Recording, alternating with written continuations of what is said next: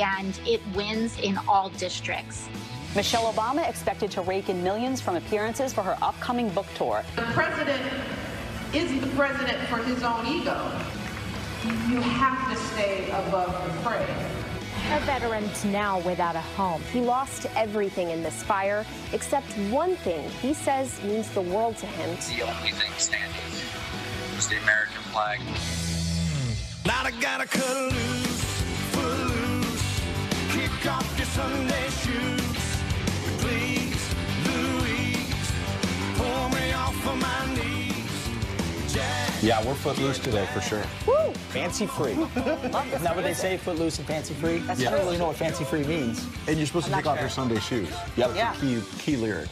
Got to kick them off. Oh, no, please don't do that. Uh-oh, no. What's happening? Yeah, I was about to say No the dissent opposite. there. You will No not see dispute. them putting politics aside on immigration. Yeah. Because No, you've seen people on the left criticizing the president for what he said about the caravan before the election and now after the election, saying he's not talking about it enough. Well, he's been tweeting about it. He talked about it with reporters yesterday. And it's interesting because our affiliate, Fox affiliate in San Diego, talked to various people in San Diego, in Tijuana, and there were some folks there who were trying to help the migrants, and they were cooking them food and whatnot. Yes. And this one resident said, the migrants are complaining that they don't like the food we're feeding them. And they're making a big mess. And you have to think, we've heard all of these stories, gosh, the migrants are so poor and desperate. We should try to find a way to help them. And here are people who are trying to cook them food, and they're saying, we don't like that food. Yeah. I mean, talk about being ungrateful. It's bizarre. Another instance where you have to put yourself in someone else's shoes, where you're sitting there, you're in your home, and suddenly there's a lot of strangers in the area. You don't know them. You don't know what their agenda is. You don't know anything about them. You're trying to help them. You can't navigate your own neighborhood anymore. You don't know what's happening. It can be confusing. It can be scary. Of course, there's some positive stories that have come out as well, but just putting yourself in the shoes of people where, we're talking about this with a little bit of physical distance. These people, it's their front yard. It's their backyard. Yeah, and there's going to be protests today in Tijuana as a number of migrants gather there.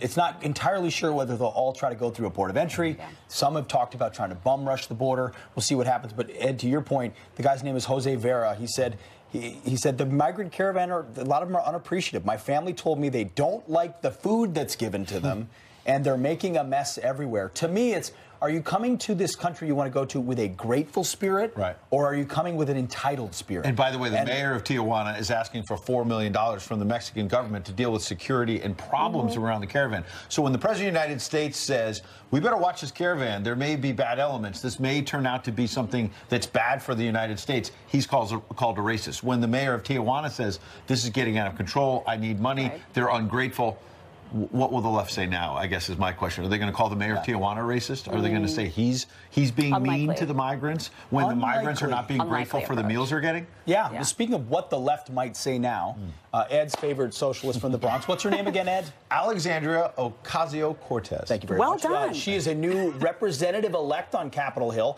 but part of what helped her get elected is a group called Justice Democrats. They help challengers to incumbent Democrats they think are not progressive enough. So they try to move the party further to the left. Correct. So she feels like she owes them a lot, and they helped her out early in her candidacy. Well, they did a conference call yesterday that caught our eye, where she was talking to maybe future socialists and giving them advice. Take a listen.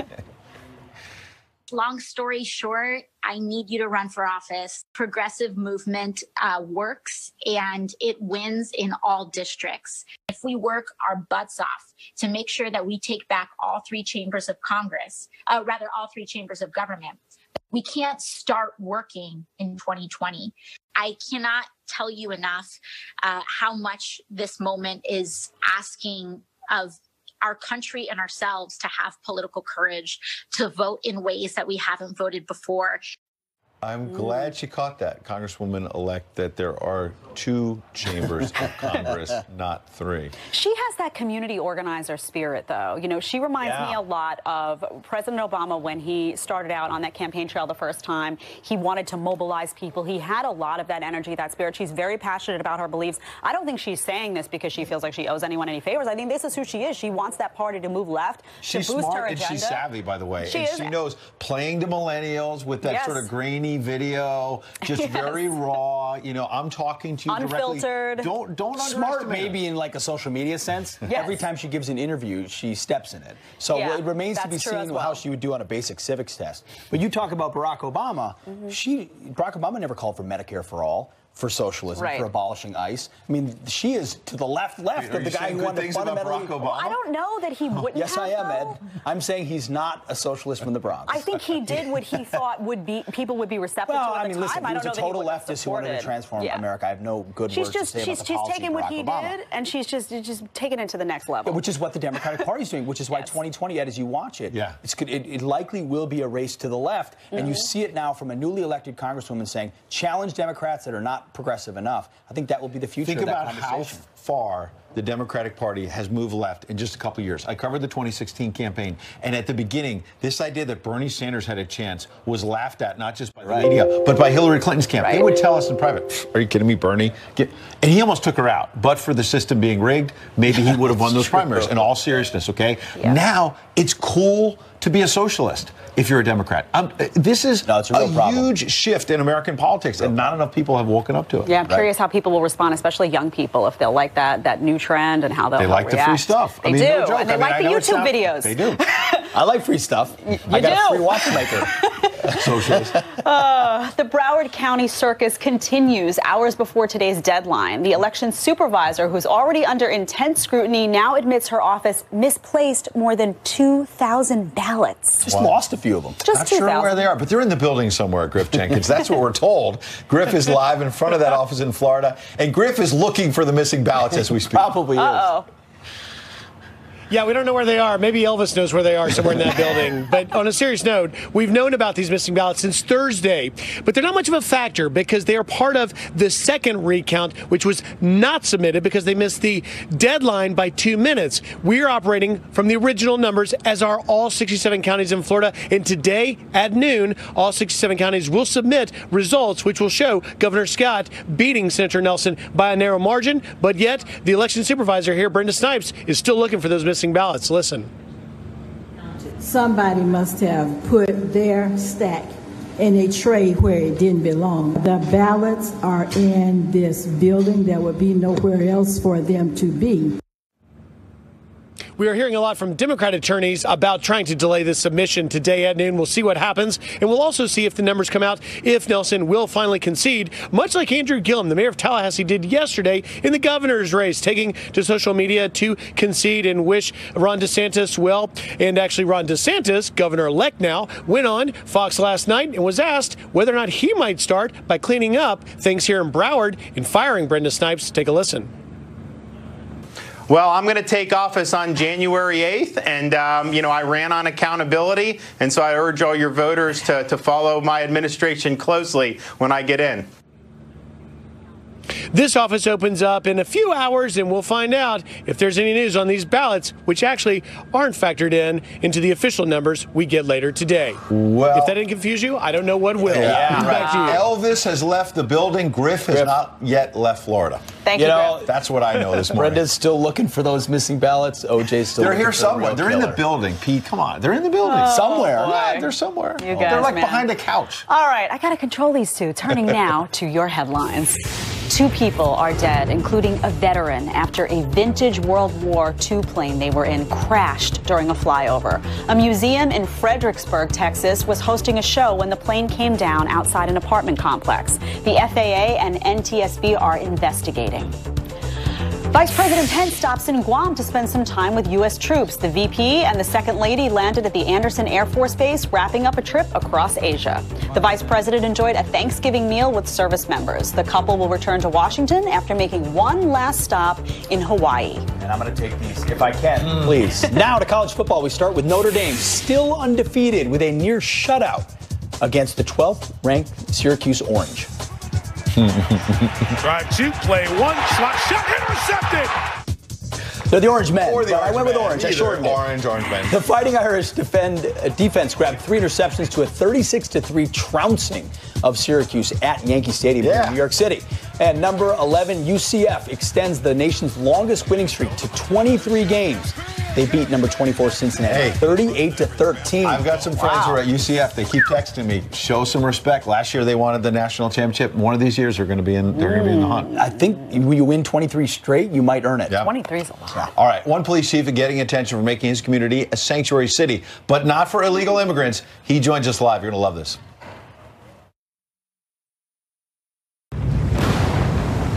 Excedrin sees your relentless pound. Welcome back. Well, the Democrats are set to take over the House, and they already know what they're going to do first. They want to raise your taxes.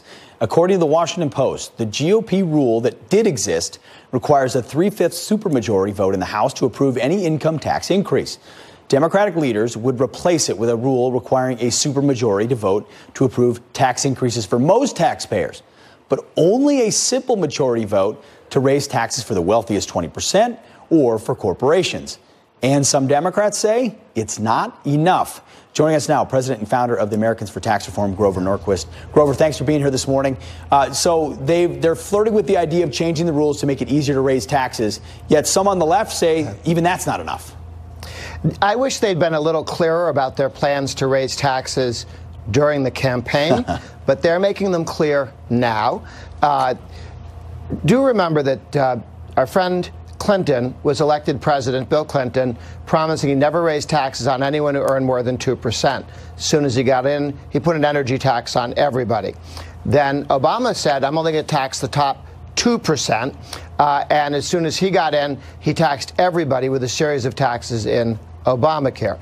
Now they're saying, well, we'll only tax the top 20%. So they keep moving this number. Yeah. But it's actually not even an honest promise. When you raise business taxes, corporate taxes, everybody's utility bills go up. We know this because when Trump and the Republicans cut the corporate income tax, in all 50 states, utilities reduced their fees to people because one of the costs that a utility has when they provide electricity to you are their taxes, their federal taxes. When they went down, billions of dollars in lower utilities go to all Americans. So when you tax companies, you tax all Americans. Of course. And there are 28 million Americans who run smaller businesses. This tax bill specifically reduced their taxes.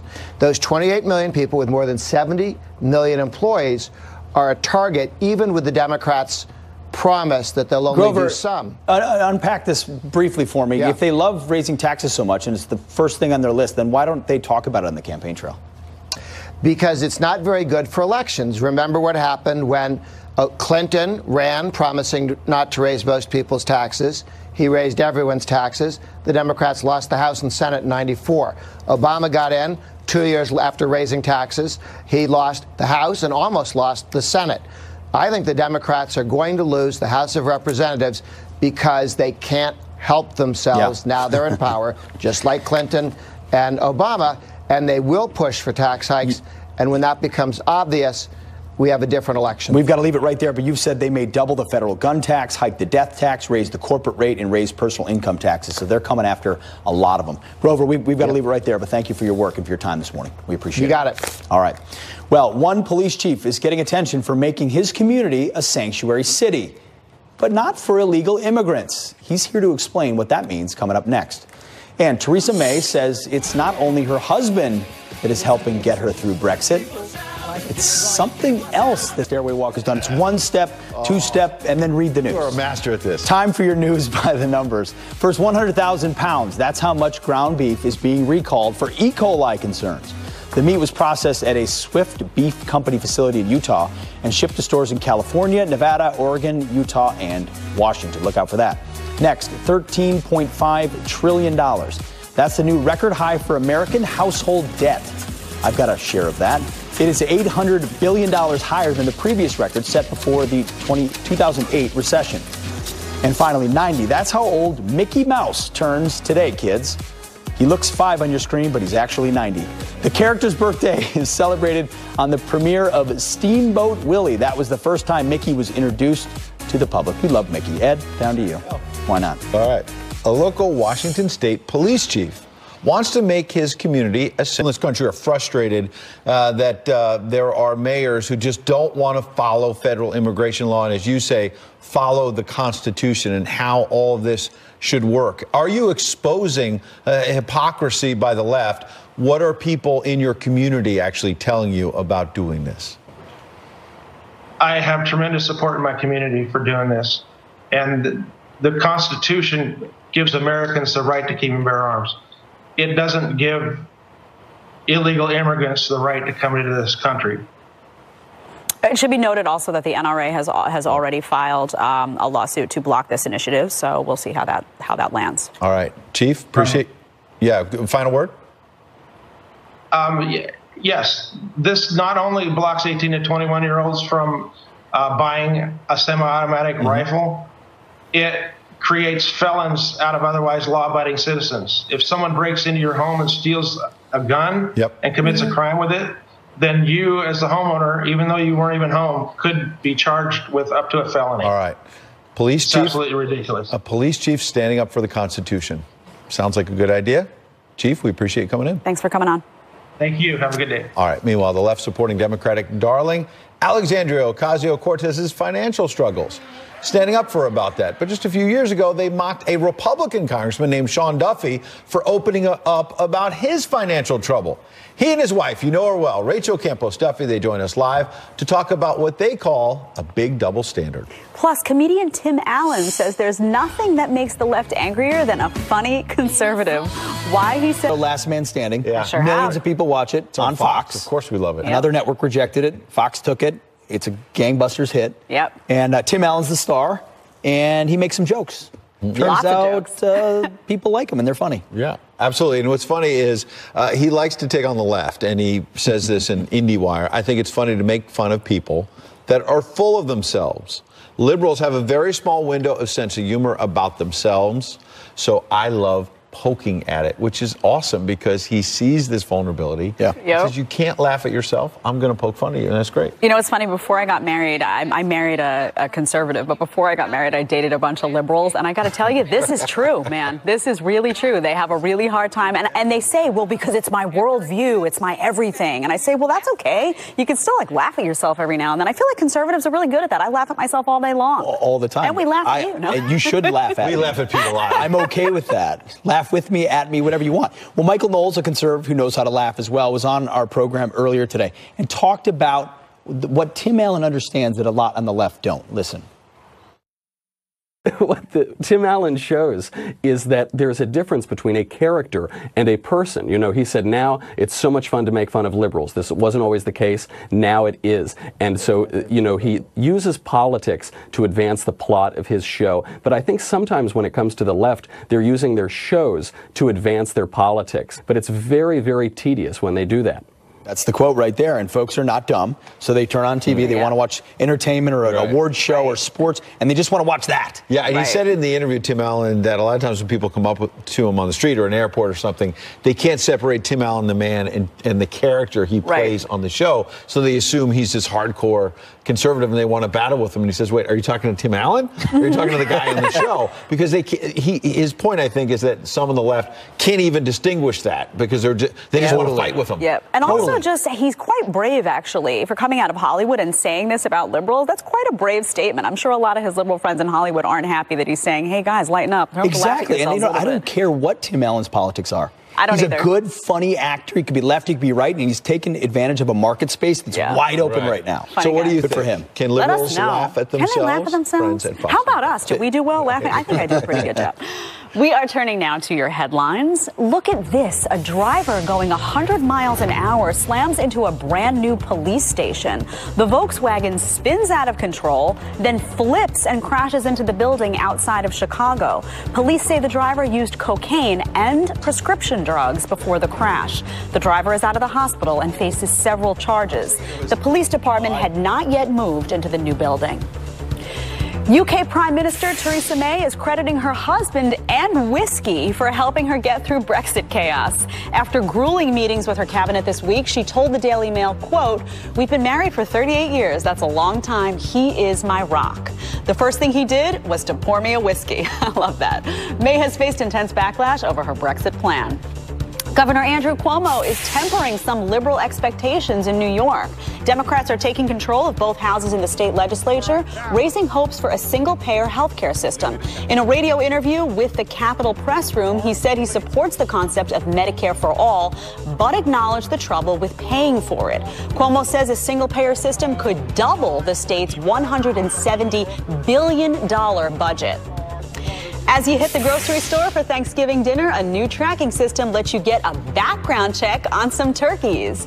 Jenny O and Hucky-Suckle turkeys come with a Meet Your Farmer code. Amazing to enter online. You'll find out which farm the turkey came from, the family who raised it, and even their favorite family tradition. Wow, that story is right up my alley. I love that. And those are your headlines. Rick, you're outside. I'm going to toss to you right now. What's going on out there? Hey, Jedediah. A little bit chilly out here. Let's talk some weather really fast. A lot of stories. I'm going to jump around with a few of them. Put the weather maps up there. We'll show you what's going on. Really cold right now across parts of the far northern plains, 6 degrees in Minneapolis. Now let's take a look at the West Coast. Obviously, the fires that we've been dealing with and the bad air quality. Take a look at what happens by Wednesday. Rain comes into California. We might even get some of that into Southern California. Bad news with that is we could be dealing with some mudslides, especially around some of the burn areas. That said, we'll take it to get the fires out of there to clean out the air quality as well. Another batch comes in Northern California by Friday, and I think we keep a little bit of a wetter pattern coming in for a number of days. Wednesday, travel day, look at this. Aside from that rain that we have out across parts of the west, the rest of the country is looking great. We will take it. And one last thing here, take a look at your temperatures on Thursday, Thanksgiving Day. Very nice all across parts of the Central Plains. Look at that across the Northeast. Really cold. 28 for a high in New York City, 26 in Boston on Thursday. It seems fitting to every location in the country. They're going to get the weather they normally get. Yeah. Ish. This will be probably like record lows across the Northeast. So or that. That's not super. Sorry about that, Rick. Anyway, there you go. Well, Thanksgiving, as we said, right around the corner. And for Ed, the hardest part of the holiday is carving the perfect turkey. No, I know how to do this. Here to show us how it's done is chef and owner of a brand new restaurant here in New York, David Burke Tavern. What's your name then if it's called David Burke Tavern? Same. Oh, same guy. It's your place. Yeah. Mr. David formerly Burke. Tavern 62. We flipped it up. So turkey. How do we carve it? Carving turkey. Okay. I do an internet video before I do it every time. You know what? Don't carve it. Cook the turkey. Let it rest. Don't carve it very hot. Okay. These turkeys are not very hot. I put a towel underneath so it doesn't move. The key to carving a turkey, first move, is you cut through the bone here. Yep. And then you go sideways like this. So you start in the middle. No, you take. You want to go for it? You want to try it out. Go for it, Rick. I feel like you guys are going to be the carvers. You take this piece off. You see this? This is what I have here. This is the driest part of the turkey. Okay. You peel the skin off. Why? Why? And you put it in the microwave, get it crispy like this. Oh, look at that. The microwave? Yes. Yeah. Wow. That way you carve the meat very thin like this. You see how many slices? The next cuts, you can try the next cut. Here you go. I need a knife. What's the next cut? The next cut, you get your leg out of the way. I did that for you. Okay. And then you cut thick pieces like this. And you just go right up. You go in and up. In and up. See? Like this. There you go. There we go. Oh, see, he's getting the hang of this. See, so now you got like steaks, correct? Yeah. Your next cut, keep going down. Keep going down? Go down this way. Go down this way. Oh, okay. Beautiful. Giant piece. Beautiful. Rick, you got the piece. Go down now. Piece, Pete. Thank you. Boy, Rick is really ahead of Pete at this point. Wow. You got to stop to snack. You get these slices, and the last cut, Pete, is right here. You come in underneath. Oh. Yeah. I heard a crack. Back away. Oh. You get that joint. Boom. Oh. And that's a chop. I wish we had a It's a microphone. chop. Right. Chef, I know, you're right. Chef, what's the biggest mistake then you go to the people other side. make when they carve They turkey? overcook the turkey because the top piece we took off dries out before the legs. So important if you don't mind not having the full bird as a presentation, take the legs off halfway through and cook the legs longer, and you'll still have the carcass. Oh, I gotta go to the other side. And again, you pull. This is the first thing you want to take off before you carve. Get rid of the legs; they're in the way. Okay, so take the legs off first. Take the drumsticks off. Just rip them off. Oh. Yeah. Oh. Coming over Man, here. look at this. So, And again, if it's not piping hot, you let it sit an hour or two, then carve. Look at Pete. here's one problem. Like, everybody's knives at home are really dull. And These they're are not gonna $5. Go out and buy a brand new knife for Thanksgiving. Like a brand new knife for Yeah. Thanksgiving. Just go out and buy a new knife. Otherwise, it'll take you forever. Right, exactly. And it'll Couple other tips. Yeah. Real quick. We made the stuffing in a bundt cake pan. Here's the stuffing. Black Friday, we made a pie out of all the extra meat for the leftovers. Mix the stuffing and the meat together. Where can folks get all this? Is there anywhere online where they can find it, or a book? We can go to one of my books, but we don't have every turkey recipe. There's a lot of good stuff. There's a lot of good stuff online. Again, use your senses, practical stuff. Smaller birds are easier to handle than the big, large ones, and they don't dry out as much. Hey, have you tried the tiny turkey yet? Millennials like them. Millennials like Funny you should ask what this is. Look at this. I don't even like this. I haven't tried the tiny turkey. You haven't tried it. No, I got to feed 300 people that day. Right here on the island of And Manhattan. his own potato chip His own line potato coming chips. out. How about that? Awesome. All right, thank you. David Mark. Hey, thank you. Appreciate Happy it. holidays. All right, the so much. left supporting Democratic darling Alexandria Ocasio-Cortez's financial struggles. But just a few years ago, they were mocking a Republican named Sean Duffy for opening up about his money troubles. He and his wife, you know her well, Rachel Campos Duffy, they join us live to talk about this hypocrisy next. Plus, a powerful sign of patriotism. An American flag is the only thing that survived when wildfires burned through one veteran's family home in California. Now they have a message of hope. They join us live. Financial struggles of Democratic darling, the socialist from the Bronx, Alexandria Ocasio-Cortez, with headlines like these. But remember when Democrats weren't so supportive? When a Republican opened up about his finances. Nearly 8 years ago, freshman congressman from Wisconsin, Sean Duffy, received major backlash for discussing his financial struggles, even while sleeping in his own office. Is there a double standard? Joining us now to weigh in, Wisconsin Congressman Sean Duffy and his wife and Fox News contributor, you know her well, Rachel Campos Duffy. Welcome, guys. Morning, guys.